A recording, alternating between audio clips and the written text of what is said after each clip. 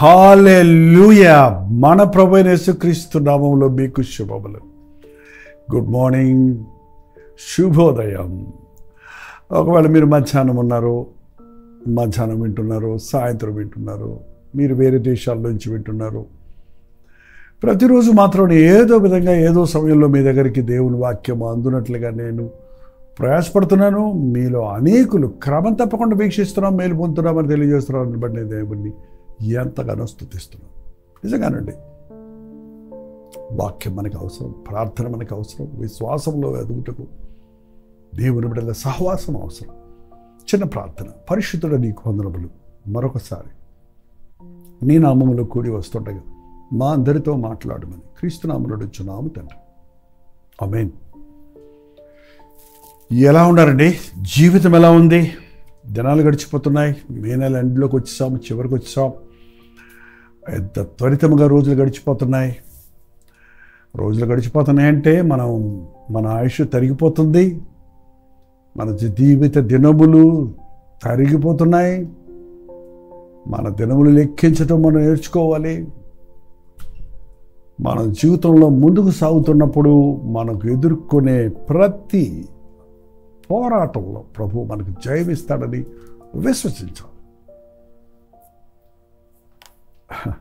కేవలం మనం ఈ లోక సంబంధమైన మనుషుల వలె మనం పరిస్థితుల్ని, మన శరీర ఆరోగ్య అనారోగ్య పరిస్థితుల్ని లెక్కలేసుకుంటూ కూర్చుంటే మనం కృంగిపోక తప్పదు, అది సొమ్మసిల్లిపోక తప్పదు. కొంచెం జబ్బు రాగానే, కొంచెం ఏదన్నా ఒక డిసీజ్ డయాగ్నోస్ అవ్వగానే ఈ రోజున అనేక మంది మరింతగా కృంగిపోతున్నారండి. నాకు బీపీ ఉందంట, నాకు షుగర్ ఉందంట, నాకు థైరాయిడ్ ఉందంట, నాకు ఫైబ్రాయిడ్స్ ఉన్నాయంట, అయ్యో మాకు ఉద్యోగాలు పోతాయంట, మాకు వింటుంటారు చూడండి. ఇలాంటివి టెక్నాలజీ పెరిగేటప్పుడు ఎంత తొందరగా మనకు బ్రేకింగ్ న్యూస్లు వింటున్నాం. ఆ బ్రేకింగ్ న్యూస్లో ఒకటి కూడా సంతోషకరమైనదిగా ఉండదు. మనల్ని కృంగిదీసేవిగా, మనల్ని విసిగిపోయేగా, భయపడిపోయేవిగా ఉంటున్నట్లుగా ఉంటున్నాయి. ఒక మాట గుర్తుపెట్టుకోండి, ప్రభు ఉన్నవాడు, ప్రభువును కలిగిన వాడు బలహీనతల యందు ప్రభువుని ఆశ్రయించి బలం పుంజుకుంటాడు. యెషయా గ్రంథం 40వ అధ్యాయం 29వ వచనం. సొమ్మసిల్లు వారికి బలమిచ్చేవాడు ఆయనే, శక్తిహీనులకు బలాభివృద్ధి కలుగజేయువాడు ఆయనే. ఆయన ఎవరండి? మా ఆయన, మీ ఆయన, మన ఆయన. మనల్ని భరించేవాడు, మనం సృష్టించినవాడు, మన కొరకు రక్తం ఇచ్చినవాడు, సొమ్మసిల్లిన వారికి బలమిచ్చేవాడు ఆయన. సొమ్మసిల్లిపోయినప్పుడు ముఖాన కొన్ని చన్నీళ్లు చల్లుతారు, వెంటనే తేరుకుంటాం. సొమ్మసిల్లిపోయిన పరిస్థితుల్లో దేవుని వాక్యాన్ని, ఆయన వాగ్దానాలను, ఆయన ప్రేమను, ఆయన చేసిన మేలులను జ్ఞాపకం చేసుకుంటే బలాభివృద్ధి పొందుతాం. నిరుత్సాహంలో ఉత్సాహాన్ని కలిగి ఉంటాం. సొమ్మసిల్లు వారికి బలమిచ్చేవాడు ఆయనే, శక్తిహీనులకు బలాభివృద్ధి కలుగజేయవాడు ఆయనే. మనం రోజు రోజుకి మన ఫిజికల్ బాడీ అంటే శరీర దృఢత్వం తగ్గిపోతుంది. ఈ రోజుల్లో మరీ విపరీతం. బలహీనులైపోతున్నాం, శక్తి అయిపోతుంది. నేనక తట్టుకోలేను, నేనక భరించలేను, నేనక చెయ్యలేను అని అనేక సార్లు, అనేక మార్లు మనం అనేక విషయాల్లో మనం గివప్ చేస్తున్నాం, వదిలిపెట్టేసుకుంటున్నాం. కానీ శక్తిహీనులకు బలాభివృద్ధి కలుగజేయవాడు ఆయనే. అయితే చేయమను అన్నట్టుగా ఊరికే కూర్చుంటే అవ్వదండి. నాకు శక్తిని ఇవ్వలేదేంటి దేవుడు అని నువ్వు ఇంట్లోనే కూర్చొని, లేక నీ సొంత ప్రయత్నాలతో నీవేదేదో అవి ఇవి తింటూ, తాగుతూ, వాడుతూ, ఆ మెడిసిన్ ఈ మెడిసిన్ వేసుకుంటూ, వాళ్ళను వీళ్ళను సంప్రదిస్తూ కూర్చుంటాం వల్ల నీకు ఎటువంటి శక్తిహీనత కలగదు సరిగదా, మరింత బలహీనత కలుగుతుందండి. మరి ఏం చేయాలి? నాకు శక్తి లేదన్నప్పుడు నువ్వేం చేయాలి? నేను సొమ్మసిల్లిపోయాను అనుకున్నప్పుడు నువ్వేం చేయాలి? ఆ తర్వాత వచనంలోని జవాబు ఉందండి. యెహోవా కొరకు ఎదురు చూచువారు నూతన బలం పొందుతారు. They will be restored. Jehovah కొరకు ఎదురు చూచువారు, యెహోవా సన్నిధిలో ఎదురు చూచువారు, దేవుని సన్నిధిలో ప్రార్థించేవారు, కనిపెట్టేవారు, దేవుని సన్నిధిలో వేచి ఉండేవారు, దేవుని కృప కొరకు వేడుకునేవారు, దేవునికి మొరపెట్టుకునేవారు నూతన బలాన్ని పొందుతారు. అవును, మీరు ఎంతసేపు దేవుని సన్నిధిలో కనిపెడతారు? అసలు ఎంతసేపు మీరు ప్రార్థిస్తారు? కనిపెడతామంటే ఊరికే గాల్లోకి చూస్తూ కూర్చోటం కాదండి. యేసు వైపు చూస్తూ, దేవా నన్ను జ్ఞాపకం చేసుకో, ప్రభువా నన్ను బలపరచు, ప్రభువా నాకు తోడయుండు, ప్రభువా నాకు సహాయం చేయి. ఈ క్లుప్తమైన ప్రార్థనలు అంటే నాకు చాలా ఇష్టం అండి. ఎందుకంటే బైబిల్లో వాటికి వెంటనే జవాబులు వచ్చాయి. పాపినాడు నన్ను కరుణించమనగానే నీతిమంతుడిగా తీర్చబడి వెళ్ళిపోయాడు. ఆ కానాను స్త్రీ నాకు సహాయం చేయమనగానే ఆ కుమార్తెకి స్వస్థత దొరికింది. దేవుని వైపు తిరిగి నన్ను కరుణించు అనగానే ఒక్కసారి నన్ను జ్ఞాపకం చేసుకున్నాడు సంసోను. నూతన బలాన్ని పుచ్చుకున్నాడు. బలహీనుడైపోయాడు, ఏ శక్తి లేని వాడైపోయాడు. కానీ మొరపెట్టుకున్నాడు దేవునికి. యెహోవా కొరకు ఎదురు చూస్తామంటే నా దేవుడు చేయటానికి సమర్థుడు, నన్ను బలపరుస్తాడు, ఆయన బలముతో నేను మరల కోలుకుంటాను, బలవంతుడనవుతాను, బలాభివృద్ధి చెందుతాను అని విశ్వసించిన వారు నూతన బలం పొందుతారు. నిరీక్షణ ఉందా మీకు? విశ్వాసం ఉందా మీకు? ప్రార్థిస్తున్నారా? వేచి ఉన్నారా దేవుని సన్నిధిలో? ఆయన సన్నిధిలో కనిపెట్టడం అనేది ఎప్పుడు వృధా కాదండి. దేవుని మందిరంలోనికి వెళ్ళటం, దేవుని వాక్యాన్ని ధ్యానించటం, మరి ముఖ్యంగా ఆయన సన్నిధిలో మోకరించి ప్రార్థించటం అనేది, ప్రార్థించి మౌనంగా మరొక 10 నిమిషాలు, మరొక గంట సేపు మౌనంగా కూర్చోవటం అనేది మనకి బలాభివృద్ధికి కారణమవుతుంది.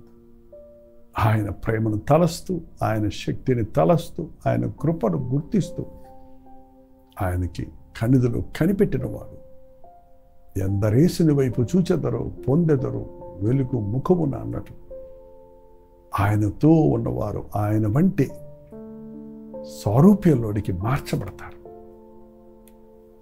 యెహోవా కొరకు ఎదురు చూచువారు నూతన బలం పొందుదురు. వారు పక్షిరాజు వలె రెక్కలు చాపి పైకి ఎగురుదురు. వారి బలము పక్షిరాజు యవనం వలె అవుతుంది. పైకి రెక్కలు చాపి పైకి ఎగురుతారు. నీ బలహీనతల మధ్యలో నుంచి, నీ సమస్యల మధ్యలో నుంచి. ప్రార్థన అనేది మనల్ని పడగొట్టేది కాదు, పడిపోయిన మనల్ని లేవనెత్తేది. ప్రార్థన అనేది మనల్ని ఆకర్షించేటువంటి పాపపు ఆకర్షణలకు అతీతంగా మనం సంచరించినట్లు చేసేది. ఈ లోక ఆకర్షణలకు లొంగం, అపవాది ఎరలకు మనం పడం. యెహోవా సన్నిధిలో కనిపెట్టిన వాడు, ప్రార్థిస్తూ ఉండేవాడు అపవాది తంత్రాలను గుర్తించగలుగుతాడు, అపవాదిని ఎదిరించగలుగుతాడు, ఆధ్యాత్మిక బలమును పుంజుకొని అపవాదిని ఓడించగలుగుతాడు. రెక్కలు చాపి పైకి ఎగురుదురు, అలయక పరిగెత్తెదరు, సొమ్మసిల్లక సాగిపోదురు. హల్లెలూయా. దేవునికి నా జీవితాన్ని నా 18వ ఏట ఇచ్చానండి. ఇప్పుడు నాకు 74 సంవత్సరాల వయసు వచ్చేసింది, ఇంచుమించుకు అయిపోతుంది, జరుగుతుంది. అలసిపోలేదే, సొమ్మసిల్లిపోలేదే, ఇక నా వల్ల కాదని ఆగిపోలేదే. ఆయా సమయాలలో కృంగుదలు వచ్చినా, బలహీనతలు కలిగిన దేవునికి మొరపెట్టినప్పుడు మరలా నూతన బలం, నూతన యవనం, నూతన శక్తి. పక్షిరాజు యవనం వలె నీ యవనాన్ని నూతన పరుస్తాడు. పక్షిరాజు ఒక 60-70 సంవత్సరాలు బ్రతికిన తర్వాత అది ముసలిదైపోతే ఒక కొండ మీద కూర్చొని కొంతకాలం కనిపెడుతుంది. తన ఆ ఈకలన్నీ ఊడిపోతాయి, అవే పీకేసుకుంటుంది, ఆ ముక్కు రాసేసుకుంటుంది, ఆ గోర్లు పీకేసుకుంటుంది. కొత్త గోరు, కొత్త ముక్కు, కొత్త వెంట్రుకలతో ఈకలతో అవి చక్కగా మళ్ళీ ఎగురుతూ నూతన బలంతో సాగుతుంది. అలాగే దేవుని సన్నిధిలో కనిపెట్టిన ప్రతి ఒక్క సమయం, ప్రతిసారి మనం నూతన బలాన్ని పుంజుకుంటుంటాం. పక్షిరాజు వలె రెక్కలు చాపి పైకి ఎగురుతారు. మిగిలిన పక్షులన్నింటి రెపరెప కొట్టుకుంటూ పైకి ఎగురుతాయి. కానీ పక్షిరాజు రెక్కలు చాపి పైకి, ఎవడన్నా గమనించండి, ఆకాశంలో రెక్కలు అక్కడ అలిసిపోతుంది, అది రయ్యమని వెళ్ళిపోద్ది. దాన్ని చూసే ఏరోప్లేన్ కనిపెట్టారట. రెక్కలు ఉంటాయి చూసారా, ఆ రెక్కలు రయ్యమని వెళ్తుంటాయి. ఆ పక్షిరాజుకి తుఫానులు, వరదలు, వర్షాలు, ఉరుములు, మెరుపులు వస్తే మిగిలిన పక్షులన్నీ వెళ్ళి గూడుకు చేరిపోతాయి. కానీ పక్షిరాజు వాటిని సవాలుగా, వాటికి సరదా అంట. ఆ ఈదురు గాలుల్లో ఎదురీదుకుంటూ శోధనలకు లొంగకుండా సాగిపోతుంది. అందుకనే ప్రభు కొరకు కనిపెట్టిన వారు, ప్రభు సన్నిధిలో ప్రార్థించేవారు పక్షిరాజు యవనం వలె, పక్షిరాజు బలం వలె ఉంటారని ప్రభు చెప్పాడు. మన రోజులు గడుస్తూ ఉండగా మన శరీరంలో బలహీనతలు కలగొచ్చు, కానీ ఆధ్యాత్మిక జీవితానికి మీ ఆత్మకు వయసు లేదండి. ప్రార్థించండి. వృద్ధులమైపోయామనకండి, బలహీనమైపోయామనకండి, నా వల్ల కాదిక అని ఆగిపోకండి. పిల్లలు పుట్టేశారు, నా చేత కాదిక నేను ముందులాగా ప్రార్థన చేయాలని అనుకోవద్దమ్మా. దేవుని సన్నిధిలో కనిపెట్టు. నీ పనులన్నిటితో పాటు దేవుని పని చేయటానికి, నీ పిల్లలతో పాటు దేవుడిని ఆరాధించటానికి, నీ కుటుంబంతో పాటు దేవుడిని వెంబడించటానికి దేవుడు నూతన బలాన్ని ఇస్తాడు, నూతన శక్తిని నీకు అనుగ్రహిస్తాడు. ఈ రోజున దేవుని కృపలో మనం భద్రపరచబడుతున్నామంటే దానికి కారణం ఆయన కృప. సమస్యలు పోవద్దు, ఇంతే ఇంక నా జీవితం అనుకోవద్దు, అలిసిపోవద్దు, విసిగిపోవద్దు, కృంగిపోవద్దు, శక్తిహీనుడైపోయారని మెడికల్ రిపోర్ట్ చూసుకొని కృంగిపోవద్దండి. డాక్టర్లు చెప్పిన దాన్ని బట్టి నిరుత్సాహపడిపోవద్దు. నన్ను స్వస్థపరిచే యెహోవాను నేనే అన్న ప్రభు ఎప్పటికప్పుడు నూతన బలంతో నిన్ను బలపరచడానికి, నీ ఎముకలకు సత్తు ఇవ్వడానికి, నీ శరీరంలోని ప్రతి అవయవాన్ని రెస్టోర్ చేయడానికి, ఆధ్యాత్మికంగా నిన్ను బలపరిచి శరీరాన్ని జయించే కృపనివ్వడానికి ప్రభు సిద్ధంగా ఉన్నాడు. గుర్తుపెట్టుకోండి, దీనికి అంతటికీ మూలం ప్రార్థనలో కనిపెట్టు. మోకాళ్ళుండి ప్రార్థించు, ఏకాంతంగా ప్రార్థించు. ప్రార్థనా సమయమంతా నీకు రెస్టరేషన్, నీకు నూతనత్వం పొందుతున్నావని, నూతన శక్తిని పొందుతున్నావని, ప్రార్థించినప్పుడు నూతన ధైర్యంతో, నూతన సాహసంతో, శారీర ఆధ్యాత్మిక బలములతో సాగిపోతావని నమ్మి ప్రార్థనకు మీ జీవితాల్లో ప్రాముఖ్యత ఇవ్వండి. ప్రార్థన. పరిశుద్ధుడ నీకు వందనములయ్యా. శక్తిహీనులకు శక్తినిచ్చే దేవా, బలహీనులకు బలాభివృద్ధి కలుగు చేసే దేవా, నీ సన్నిధిలో కనిపెట్టినప్పుడు నూతన బలం ఇచ్చే యేసయ్యా నీకు వందనాలు. ఈ లోకం మమ్మల్ని కృంగదీస్తుండగా, పరిస్థితులు మమ్మల్ని బలహీనపరుస్తుండగా, శరీరములోని బలహీనతలు మమ్మల్ని వెనక్కి లాగుతుండగా, యేసు వైపు చూచుచూ సాగటానికి ఆయన సన్నిధిలో కనిపెట్టి అలయక పరిగెత్తుటకు, సొమ్మసిల్లక సాగిపోవుటకు, జీవితకాలమంతా గురి వద్దకే సాగుటకు మా ఒక్కొక్కరికి సహాయం చేయమని క్రీస్తు నామములో అడుగుచున్నాను తండ్రి. ఆమేన్. మన తండ్రి అయిన దేవుని యొక్క ప్రేమయు, కుమారుడైన క్రీస్తు యొక్క కృపయు, ఆదరణకర్త అయిన పరిశుద్ధాత్మ యొక్క సహవాసమును కుడి వచ్చిన మనందరికీ ఇప్పుడు సదాకాలము తోడయుండునుగాక. ఆమేన్.